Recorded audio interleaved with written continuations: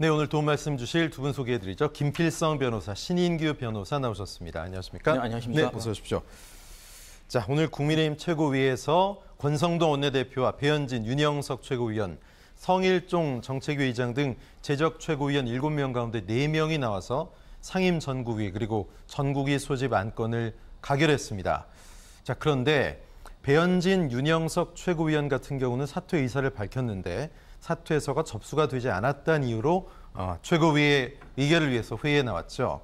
그런데 이 비대위로 가는 과정, 지도부만의 결정으로 불가능한 만큼 여러 가지 논란이 제기되고 있습니다. 쟁점은 무엇인지 먼저 이 사안 짚어볼 텐데요. 자, 상임 전국위와 전국위 소집 안건 가결이 과연 합당하냐입니다. 최고위의 정원 7명 중에 4명이 나와서 가결을 시켰는데 4명 중에 이미 사퇴 의사를 밝힌 배현진, 윤영석 최고가 포함이 됐습니다. 자, 이준석 국민의힘 대표가 어떤 반응을 보였을까요? 사퇴한다고 말한 분이 표결 정족수가 부족하다고 표결을 했다. 또 반지의 제왕, 빗댄 얘기죠. 절대 반지를 향한 그들의 탐욕은 계속된다. 자, 배현진 국민의힘 최고위원은 위장 사퇴 논란에 대해서 위장 사퇴가 아니다. 인수인계 시간이 필요하다는 권성동 원내대표의 요청으로 사퇴가 수리가 안 돼서 의결을 한 거다 이렇게 얘기했습니다. 자, 김필성 변호사님, 네. 사퇴 의사를 밝혔지만 뭐 절차상 이게 말하자면 처리가 안 됐기 때문에 위장 사퇴가 아니고 사퇴 처리가 안 된 만큼 직에 대해서 나머지 책임감은 내가 갖고 책임감을 위해서 사퇴를 하지 않은 시점에서 표결 처리를 했다. 이게 좀 말이 됩니까? 어떻게 보세요? 뭐 이제 규정이나 절차상으로는 말이 된다고 볼 수도 있습니다. 사실은 네. 네, 이제 지금 제가 국민의힘 당원 당규를 찾아봤는데요. 네. 사퇴에 대한 절차에 대한 뭐 별도의 규정이 없습니다. 그래서 네. 뭐 아마 해석상 당대표에게 현재 지금 당대표 이제 직무대행을 권성동 원내대표가 하고 계시니까 예. 그분에게 사퇴 의사 표시를 하면 사퇴가 된다고 해석될 수 있을 거는 같은데 지금 이제 그 박형수 대변인 국민의힘 예. 대변인 말씀도 그렇고 얘기하는 걸 보면은 사퇴 의사를 이제 대외적으로 밝히긴 했으나 네. 실제 사직서는 만료해서 제출하지 않았다라고 얘기를 하고 있거든요. 물론 뭐 이제 정말 위급한 상황이고 그래서 당무가 정지될 상황이라면 뭐 그러면 사퇴하기 전까지 뭐 이제 뒷수습을 한다는 의미에서 표결을 할 수도 있을 것처럼 보이긴 네. 하는데 이것을 뭐 절차의 문제를 떠나서 정치적으로 사실 이게 국민들이 납득할 만한 상황인지 네. 이게 그 이준석 당대표를 좀 무리하게 밀어내려고 하는 것이 예. 아닌지 뭐 이런 정치적인 의문 같은 건 남는 상황일 것 같습니다. 네, 보통 우리가 사퇴한다고 하면 국민들은 사퇴했다고 생각을 하잖아요. 근데 절차가 남아있기 때문에 또 의결에 참여했다. 글쎄요. 근데 최고위원 가운데 불참한 분들이 있죠. 정미경, 김용태 최고위원입니다. 사퇴하지 않겠다고도 했는데 그리고 또 비대위 전환도 반대하고 있는 입장인데요. 오늘 왜 불참했을지 모르겠습니다. 어차피 나와봤자 뭐 의결을 막을 수가 없기 때문에 안 나온 건지 아니면 뜻을 관철시킬 수가 없기 때문에 안 나온 건지 모르겠습니다. 신인규 변호사 어떻게 보세요? 예, 일단은 사실 그 국민의힘의 지금 최고위원회라고 하는 그 구성원들은 사실 당원들이 민주적인 과정을 통해서 선출한 이제 당원들이 뽑은 사람들입니다. 네. 그럼에도 불구하고 지금 이제 최근에 여러 최고위원들이 이제 사퇴를 막 하면서 이것이 이제 그 비대위로 전환하기 위한 그런 과정 아니냐 이제 이런 의혹이 좀 많이 있었고 예. 사실은 그 비상대책위원회로 전환하기 위해서는 비대위로 갈 수 있는 요건이 성립이 돼야 되는데 네. 그 요건은 사실 대표의 권리, 그러니까 대표가 자리에 없는 것이죠. 예. 그래서 그것을 전제하지 않고서는 사실 비대위로 가기가 사실상 현행 당원으로는 불가능합니다.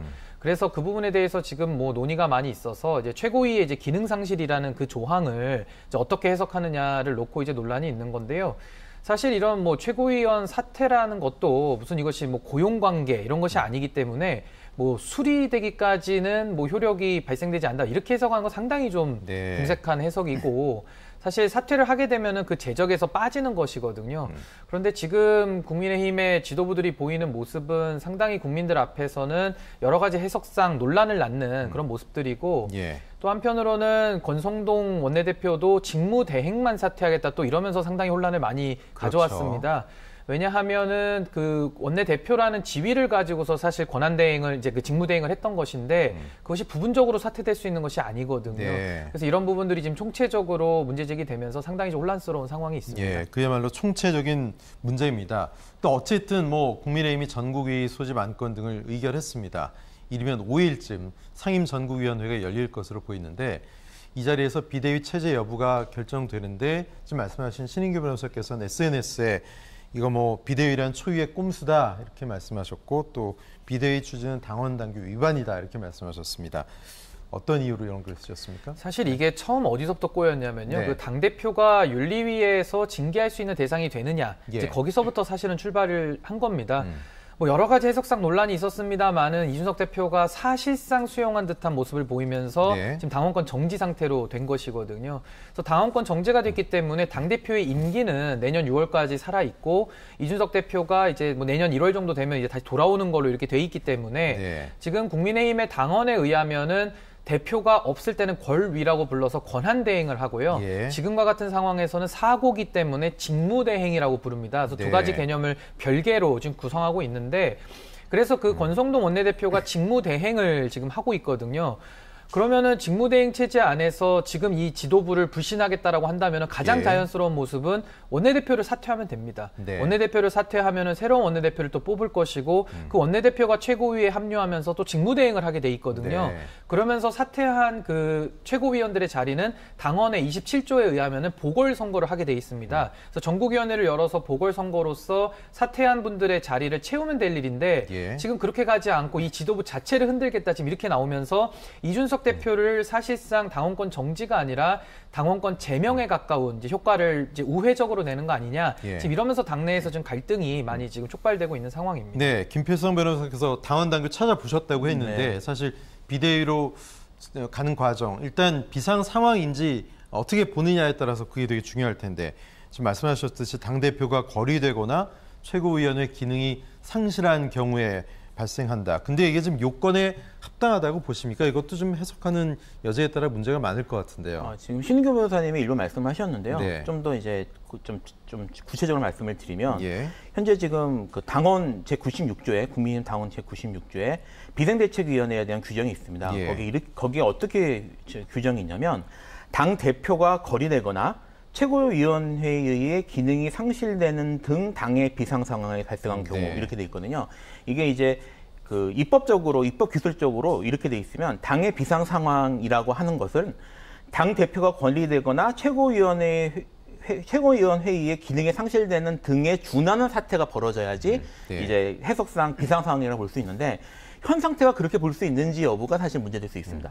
그러니까 첫째, 당 대표가 거리 상황이냐? 현재 네. 지금 거리 상황은 아니거든요. 지금 거리 상황은 아니고 이준석 당 대표에 대한 그 징계가 유효하다고 하더라도 현재 지금 권성동 원내대표가 문제없이 직무대행을 할 수 있기 때문에 현재 지금 당 대표가 거리했다고 볼 수가 없고요.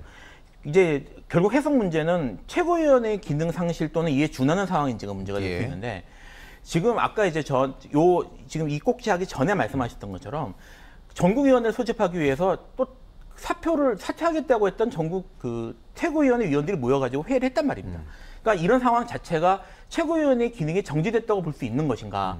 의 의문이 있거든요. 네. 지금 그들은 아직 사직서를 제출하지 않았기 때문에 예. 뭐 아까 말씀드렸던 것처럼 당원 당규에 별도의 사퇴에 대한 절차 규정이 없음에도 불구하고 사퇴의 절차를 다 밟지 않았다는 이유로 지금 최고위원으로서의 기능을 지금도 행사하고 있는 것이거든요. 예, 이거 선택적 비상 상황 아닙니까? 이러면? 말하자면 그렇게 볼 수 있는 상황입니다. 그렇죠. 그래서 예. 지금 이것이 최고위원회 기능 상실에 볼 수 있는 그 비상 상황인지 여부에 예. 대해 해석상 다툼이 충분히 있을 수 있는 상황입니다. 그래서 이게 물론 그 정치적 판단이고 예. 그리고 전국위원회에서는 결국 이런 문구나 이런 것들은 사법적 판단, 그러니까 법리적 판단보다는 경치적 판단할 가능성이 높기 때문에 현재 지금 진행되고 있는 대로 그 비상위원회 체제로 넘어갈 가능성은 상당히 있다고 봅니다만 예. 이 해석에 대해서는 분명히 이 찬반이나 아니면 의견이 갈릴 수 있는 상황입니다. 예, 지금 뭐 그렇게 하고자 해서 이렇게 상황을 만들었고 비대위원 체제로 간다라는 당의 입장이기 때문에 그렇게 갈 것 같습니다. 그런데 지금 이 비상 상황이어서 비대위 전환이 불가피하다는 이런 결정이 내려질지 주목되는 것과 함께 또 비대위 임명 권한도 중요한 쟁점입니다. 현행 당원 당규에 따르면 비대위원장 임명은 당대표와 또 당대표 권한 대행이 임명할 수 있는데요. 그래서 주목할 발언이 있습니다. 자, 어떤 내용이냐면 자, 국민의힘 당원 96조를 보면 비대위원장 전국위의 의결을 거쳐 당대표 또는 당대표 권한 대행이 임명한다. 이렇게 돼 있죠. 박형숙 국민의힘 원내대변인은 당원 당규를 개정해서 직무대행이 권한대행이 아니라 직무대행이 비대위원장을 임명할 수 있도록 개정할 것이다. 그러니까 지금 권성동 대행이 비대위원장을 임명할 수 있게 바꾸겠다. 이런 얘기인데 이거는 그냥 이렇게 쉽게 전국위원회 소집해서 개정해서 지금 대행이 하겠다. 이렇게 하면 되는 건가요? 이게 지금 금방 말씀드렸던 네. 그 당규 96조 비상위원회 1항 규정하고 맞물리는 규정입니다. 예. 당대표 거리를 전제로 하기 때문에 네. 그래서 이제 직무대행이 임명할 수 있도록 돼 있는 것이거든요. 예. 근데 이거를 직무대행은 그러니까 권한대행이 임명할 수 있도록 돼 있는 것인데 예. 이거를 직무대행도 임명할 수 있도록 한다는 의미는 거리 사항이 아님에도 불구하고 비대위원회를 설치할 수 있도록 당원장들이 기본 구조를 바꾸겠다는 말처럼 들려서 예. 단순히 이 규정이 아니라 어떤 경우에 비대위원회를 설치할 수 있을지에 대한 96조 1항부터 내용을 다 바꿔야 될 상황이고요. 또 하나 문제가 뭐냐면 이게 당원이 문제이기 때문에 당원을 개정해야 되는데 예. 당원을 하기 위해서는 사실 대의원 과반수가 이거를 또 별도로 투표를 해가지고 결정을 해야 되고 네. 그리고 이후에 전당대회에서 추인을 받도록 그 국민의힘 당원 91조에 규정이 되어 있습니다. 예. 그래서 이게 당원이라는 게 사실 어쨌든 그 당의 가장 기본적인 규정이기 때문에 이거를 이런 목적으로 쉽게 바꾸는 것이 타당한가에 네. 대한 마찬가지로 결국은 이제 그 정치적인 측면에서 좀 논란이 되긴 되겠지만 저 국민의힘 내부에서는 사실 논란이 생길 수밖에 없는 상황입니다. 네. 그렇다면 그 비대위원장, 비대위의 키를 누가 잡을 것이냐를 놓고 이제 논의를 할 시점도 올 텐데 일단 뭐 소위 외부냐 내부냐 보통 이야기가 나뉘죠. 외부에서 참신한 인물이 와서 세게 이 비대위를 이끌어가야 된다 이런 입장들이 있을 것 같고 또 국민의힘 내부에서는 당 내부 인사가 맡아야 된다는 의견이 지금 강해 보입니다. 그중에선 뭐 이야기 나온 것이 정진석 부의장, 정진석 의원이 유력하다 이런 얘기까지 나오고 있는데 신인규 변호사님 이건 어떻게 봐야 될까요?